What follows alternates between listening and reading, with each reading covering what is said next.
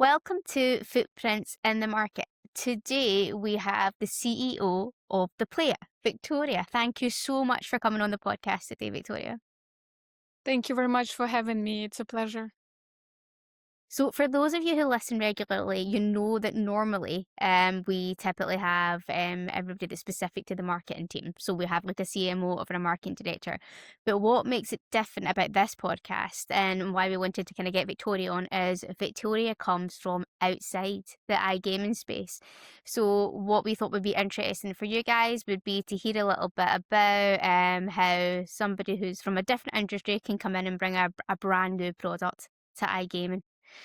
So Viktoriia, if you could even just give us some like context of the product. So what was like the original spark behind the Playa? What problem were you guys trying to solve in iGaming? Yeah, so I think that's kind of an interesting story overall. Um, so before actually coming to the player, I was working in investment fund. So pretty much I have just, finance business background, pretty boring, I would say. And I was working more around it, like management consultant, a bit of investor relations. And my latest place before the player was investment fund. And there we're quite a small, unique, I would say, investment fund, which was focusing mainly on machine learning AI companies, Mhm. which have the core technology around it. And it was founded in 2020 or 2019, something like that. So it was before, ChatGPT and everybody started talk about AI. And again, when you work there, typically you have a huge network that you're talking to. And one of the investors that we had and I talked to was an investor who also had, some of the investments within the iGaming. When we were overall, discussing like what are the trends, what is going on, we understood that, like iGaming actually is data heavy industry. So there is a lot of data that you can leverage, but it is really not leveraged as good as it could be comparing to some of the other industries like e-commerce, like banking, and banking is also a very regulated industry, right? Um, and we were just discussing about like given it's machine learning, artificial intelligence. This is so perfect match, for the iGaming industry, and we did a small research around it that actually there are not that many companies who are doing it, and then it was like as an idea like you, how could we actually maybe enter the market in such way and help other operators with the data, with leveraging the data, pretty much making the player journey much more interesting, much more relevant, much more engaging, so to say. And so that was kind of the idea behind. We did a small research, understood that, actually there is a lot of space. And this is how, we got with the idea and how we started. Obviously, you mentioned a few sort of like industries there, like you talked about finance and e-commerce. So before you entered iGaming, did you have any like assumptions of what the industry would look like or how that would be that turned out to be wrong? Um, well, I probably had some of my assumptions, like that this industry can be very, very closed, Yeah.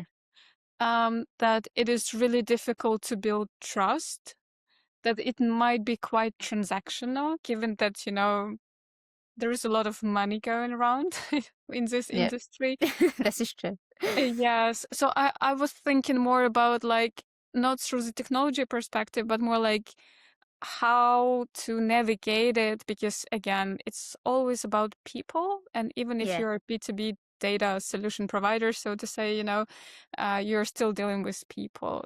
And I think that was my biggest worry, which actually, uh, I understood that that was totally wrong assumption from my side, because I do remember my first conference when I came and I was alone and I really Yeah. literally didn't know anybody there. Yeah. And I was like, okay, how, like, what should I do? Yeah. But at the end, that conference, I actually made a couple of very good friendships, I would say. Amazing. And since then, I'm meeting those people almost at each conference. With Yeah. some, I'm, partnering in different cases. So I was really wrong around it, I would say. And I do see that there are so many nice people that are very helpful. So yeah. Yeah. I think you're right. I think once you find like your group of people or, like your, I don't know, tribe within iGaming, I think you're right. Like they can become super helpful and sharing ideas, sharing contacts and helping each other grow. I just wanted you mentioned that you did like a sort of a research piece within the iGaming space. Was there like a specific moment where you're like, yes, this product that's got real market potential? Yeah, so like I think so I would say there were a couple, of moments like that. So one moment was when we did that research first and we figured out that there are only two companies which are doing something. And like I came up with 10 plus different use cases how you can leverage machine learning AI, and I understood that those two companies were covering like just, 3 out of 10. Okay. And I was like, okay, there is really a space here where we can move. So I think that was one big moment for the player. Another one was when we did a small POC and we understood that, it works and it works very well. Mm, yeah, and that definitely gave me much more confidence, to move forward, to actually build the in-house team, to start making it as a product, not just like a model. Yeah. So yeah. And then, pretty much all started. And I think I had so many aha moments, like, and lessons learned as well. So yeah. It snowballs. Yeah, definitely. It's just like especially given that we're living in a time of when like technology is changing a lot, like around all of the processes, around like how you're working, around business models. And yeah, there's so much uncertainty that you just have to learn all the time. Otherwise, you will be just out. You're listening to Footprints in the Market, the marketing playbook for iGaming. Expect unfiltered insight from market leaders on their industry experience, real life case studies, pitfalls to avoid, and actionable takeaways for practical growth of your brand. Footprints in the Market is brought to you by Digital Footprints, your strategic marketing partner and safest bet in iGaming. Well, how did your personal leadership background, how did that shape the direction of the company earlier on based on your previous experience? Yeah, so I would say I'm typically saying that I'm quite a lucky person because I had very good teams that I was working with and I Yeah. learned a lot. I think my biggest learning and was from the McKinsey when I was working in management consultant company. And and the idea here is like you as a part of a team, you're coming to work with big companies and you're working with them, to develop the strategy for the next 5 years or to do some big transformation. And typically you're working with like C-level. Yeah. And and I remember me being like 25 coming to a company and pretty much like trying to be very confident Yeah. and and actually trying to help genuinely, I would say. Yeah. um and so that experience, taught me that relationship is a core. So Yeah. without relationship, nothing else works. Um, it also taught me that you actually need to be quite, it taught me, to have this helicopter view where you need to Mhm. understand like the important thing and the big message that you want to deliver, but also still be quite detail oriented, because without details, it again doesn't work. Details matter. Um, and I think it also taught me, well, I would say that was a very good school. I mean, overall, what I learned there, I am really leveraging almost every day in my work, because, again, I do need to be strategic. I still need to Yep. be quite detail oriented in some cases. It's about relationship building. It's about development. It's about team management. So yeah. When entering the space then, like from that background, did you think that there was any like big knowledge gaps within iGaming that you had to close quickly, or do you think that that kind of gave you a good grounding just to kind of come in and hit the ground running?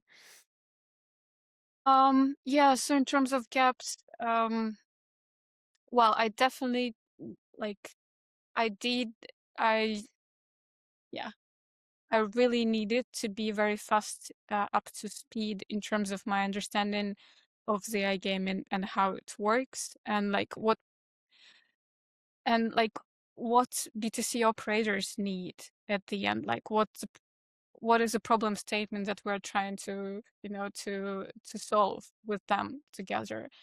I think what I did is pretty much, again, like I'm more like a strategic Hmm. person in that sense. However, I brought the in-house team, especially like the product team. They Hmm. all had, I don't know, like 8, 10 years of experience Yeah, in that game, and they were a part of the operator, and they were managing the casino operations or product development in the casinos and stuff. So they know like the detail level, which is very, very important. And so in that sense, I was closing that gap of mine. I yeah, understand it with just the people who know it, and that we can build together some of the things. And other gaps, I definitely, didn't know many people. I didn't know yeah, how to, again, we're a B2B provider. Yeah, we do yeah, need to be public, we do need to be visible.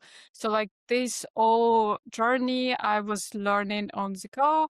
And at some yeah, point I also understand that, when you're a CEO, you pretty much like have multiple roles, and yeah, one of them is sales.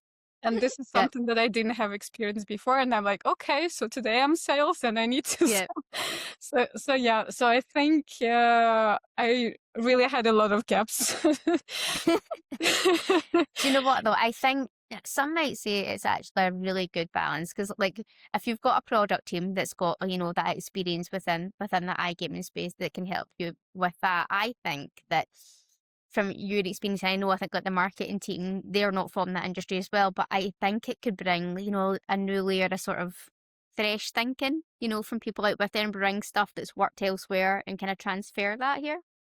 Yeah, yeah. I think so. My strategy was, just to bring team which has a very strong expertise in what they know and what they do. And then, like having a strong team, we will always navigate in the right way. Maybe it's not going to be a straight line, but but Yeah, we will come there, I think. And sometimes, this fresh perspective also helps a lot, because again, exactly. like in my experience, just seeing like banking, so to say, I already understand that it works in banking, then it Yeah, should really work in iGaming as well. There shouldn't be like a different logic here. There should be nuance, which is yeah, important, but logic is very similar. Or, within the marketing, which was also quite interesting, is that so my marketing team, they didn't have experience with iGaming, but I think it helped us because we were kind of in some ways, we tried another ways, which weren't so I think at the very beginning, we actually talked to many people. We were taking like consultations just to understand like what works, how to be more efficient. Yeah. in some ways. However, like we were not following all of the advice that we got. We were, sometimes experimenting, and it worked Yeah. very well as well. So yeah. I think you're 100% right. I actually think that sometimes, within this industry, it is that there is this huge focus in, the marketing team needs to have iGaming marketing experience. But I actually think sometimes that closes it up a little bit.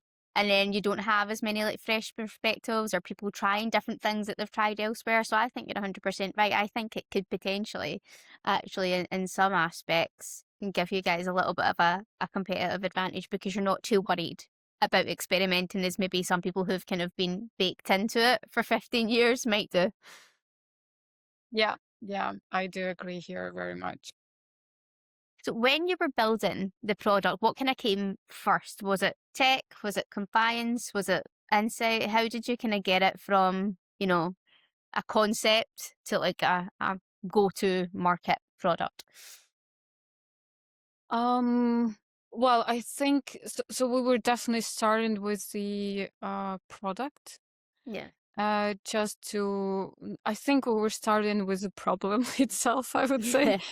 Yeah, like what we're trying to solve, where we see a problem, and then we were coming up with a product. And like understanding like what we're trying to solve, pretty much technology was just a way like how to come to this answer, so to say. Um, yeah, so I think just to understand really what is going on, where's typically the pain points, Hmm. and then try to understand like, okay, what we can change, Yeah. what could be helpful for the team. Should we still keep the, human in the loop, or can it be automated? And then you kind of understand like, okay, and these are the approaches that you can use in order to come up with it. And it might be, machine learning, it might be AI, sometimes it might even be like just a plain analytics. Yeah. Like analytics is also very underestimated, I would say. It always works very well. Yeah. Um, yeah, and and I think what we're still kind of focusing a lot on right now is that, once you have the technology, this is Hmm. great. Yeah.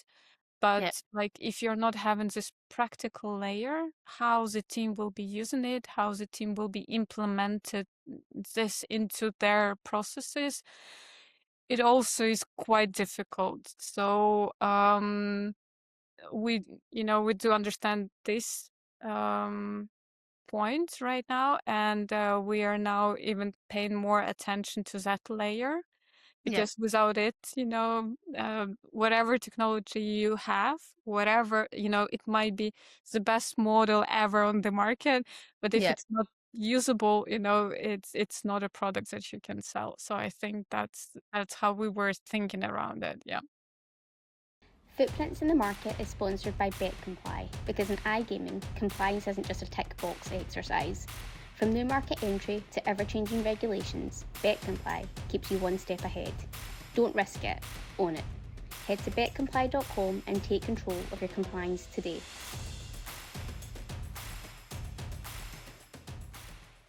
So it sounds then as if like, the product was evolving, through time once you guys were kind of like getting operators and people on board.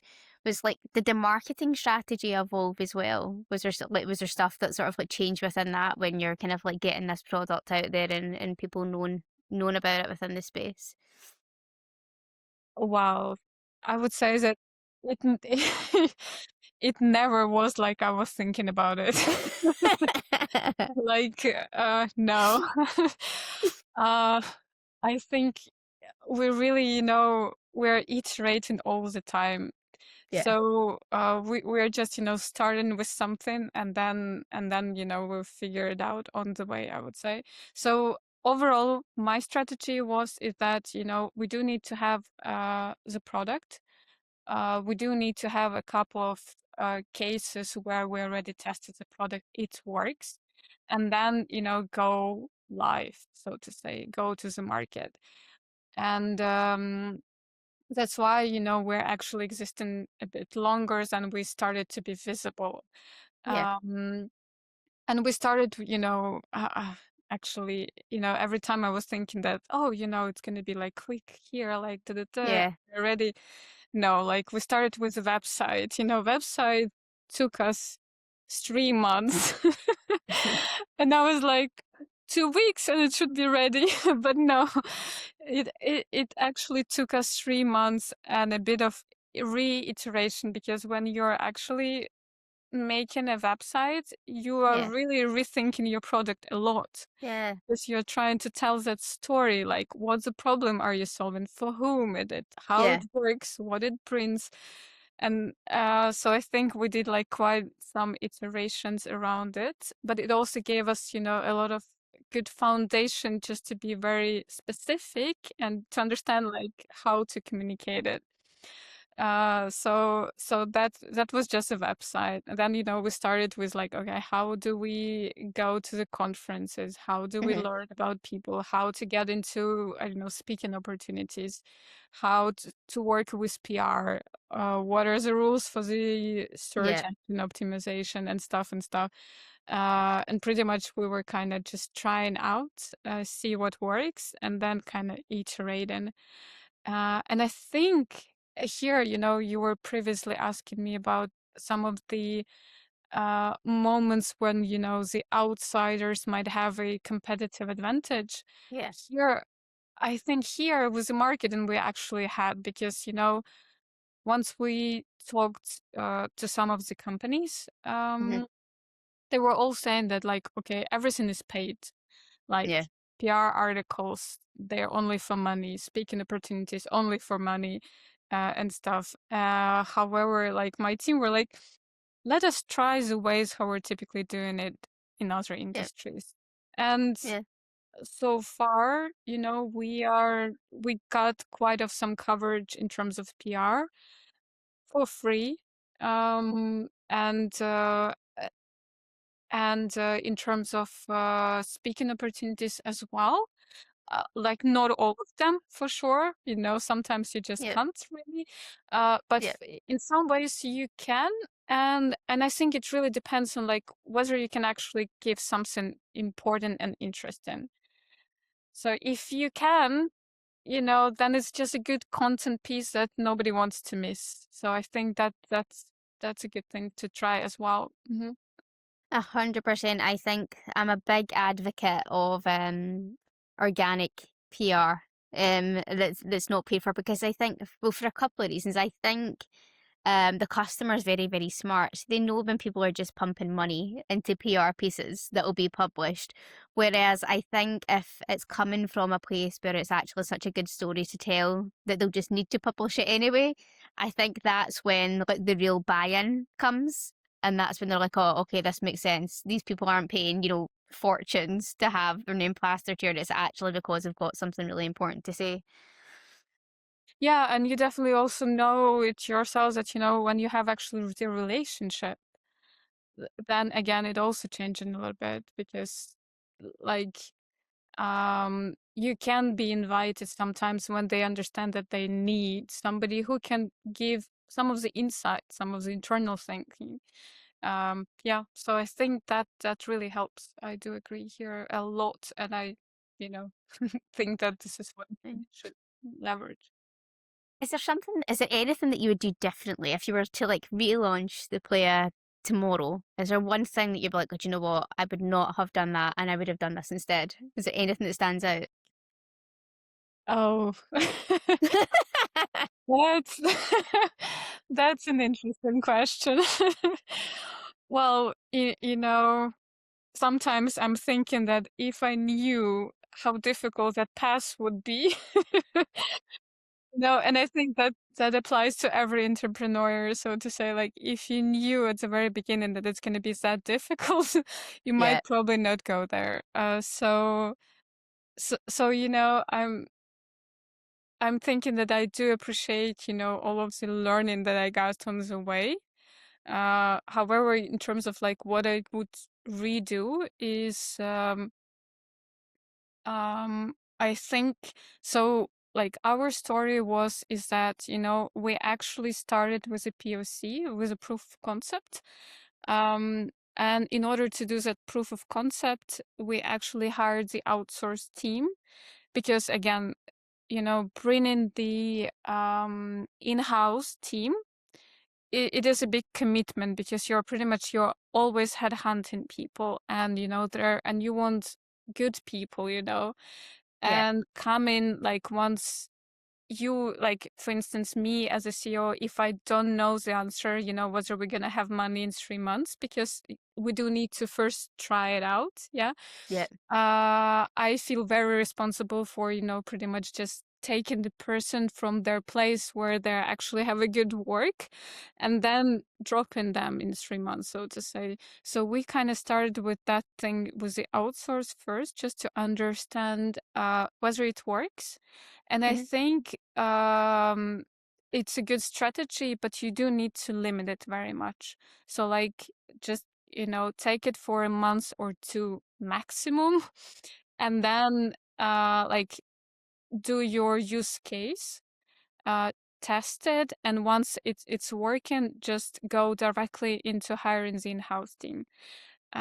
So I think what I would do differently is that I would really, limit it to maximum 2 months, and then I would just go directly into in-house, and maybe I would even start looking or at least getting acquainted with the people that I'm thinking about, to actually bring into the team much earlier, because it really takes a lot of time to find a right fit, Yeah.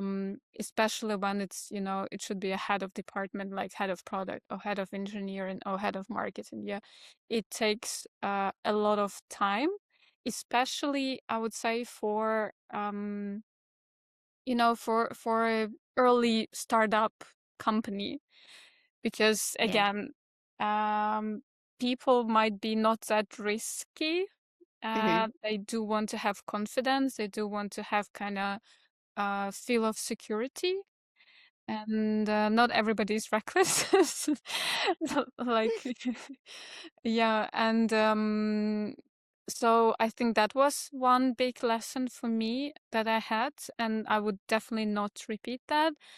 Um, Another one is, even though when you're building, Yeah. uh, you already can start building the network.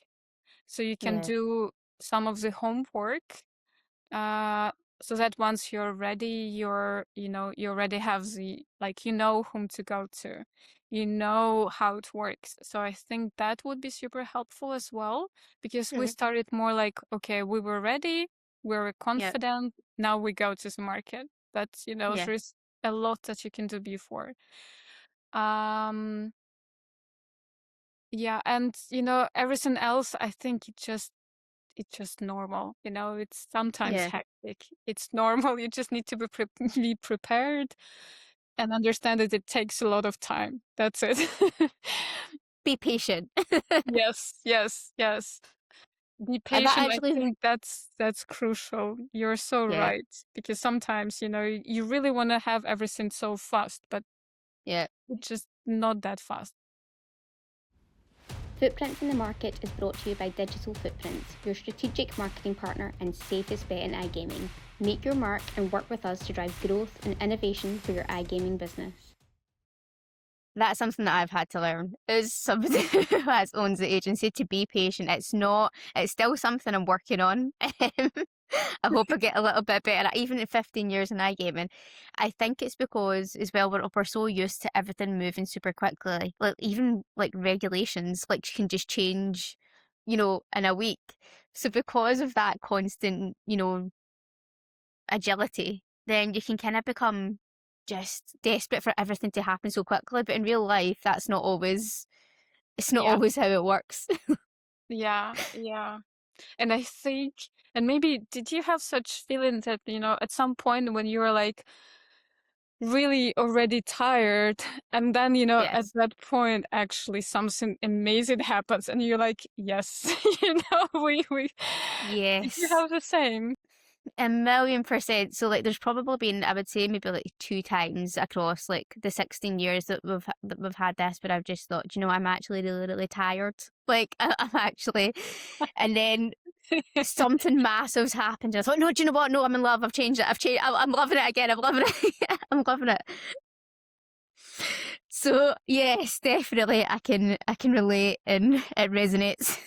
Yeah, yeah. I think, we're now living in such a fast changing times that, we're always in tonus, like you just Exactly. can't be relaxed, and that's it. Yeah. Exactly. Well, that Mm-hmm. kind of follows on just to my last question. So I always like to like kind of leave, like, sorry, end the podcast on like some sort of like golden nugget of wisdom. Is there anything, like any piece of advice that you've kind of had since launching the player in the iGaming space that anyone's given you that you thought, "Do you know what? I'm so happy that I know that now," that you think would be good to kind of pass on to like any other new entrants that are just dipping their toe in the iGaming water? Um, yeah, I think I would say, I think it really comes to one point is that um there is a lot of uncertainty. Yeah, Uh, there is a lot of, you know, things that are not going in that direction that you would like to. However, typically, you figure it out. yeah, And just, just understanding that, yeah, it might be not a straight line. It actually might be quite curvy with different things. yeah, Uh, but like, if you have an understanding that overall what you're doing, you're actually like what you're doing. And I think what is also important that you have a good team that you can yeah, rely on. And another thing is that you actually have some of the network and you understand that what you're doing and what you and your team are doing is actually, you know, not you are thinking that this is worthwhile, but others also understand the value of it.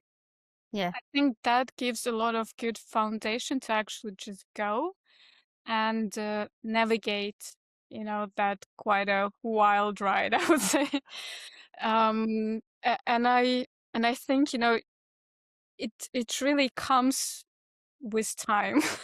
yeah, I don't know, and with experience, because in my case, I just remember that I was quite stressed at the very yeah, beginning. But at yeah, some point, I just understood, okay, like, yes, we have this situation, we figure it out. We had that situation, we figure it out, that, yeah, that, that. And once you're on the situation 10, 20, 50, you're like, yeah, we'll figure it out.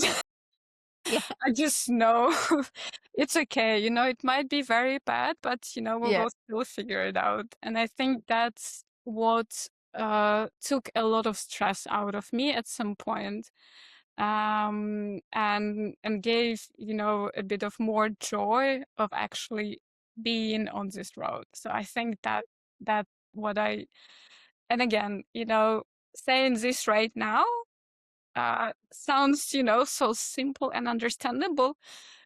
And if somebody told me that some time ago, probably I would yeah. just like, yeah, yeah, sure, sure. Yeah, But exactly. You would just be like, yeah, but that seems so obvious, but it's not. It's yeah, not when you're yeah. in it. And I don't know whether you can come to it, without experiencing it. Probably not again. So it's a nice advice. Is it practical? I'm not sure. Sorry for that.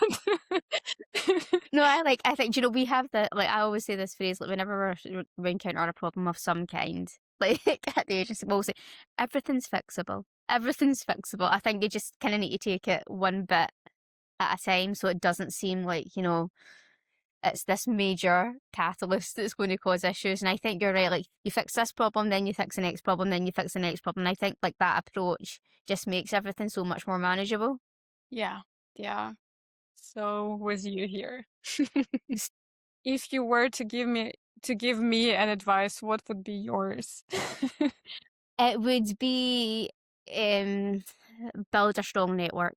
I think it's really, really critical in iGaming. I think that you're right. It's such a friendly industry, and it is like it really is like a lot of our like, you know, close friends and stuff like that, or competitors, but there is an element of, getting to know everybody and creating a solid foundation within that ecosystem. So I do think networks important, and I think that they'll help you along the way. And I think that that's kind of what helped us. Like when we first started, we didn't have like huge budgets to, go sponsor everything and even go to every conference. We didn't have that yet.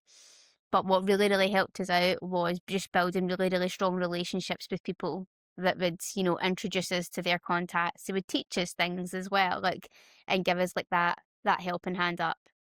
Yeah, yeah, I agree, definitely.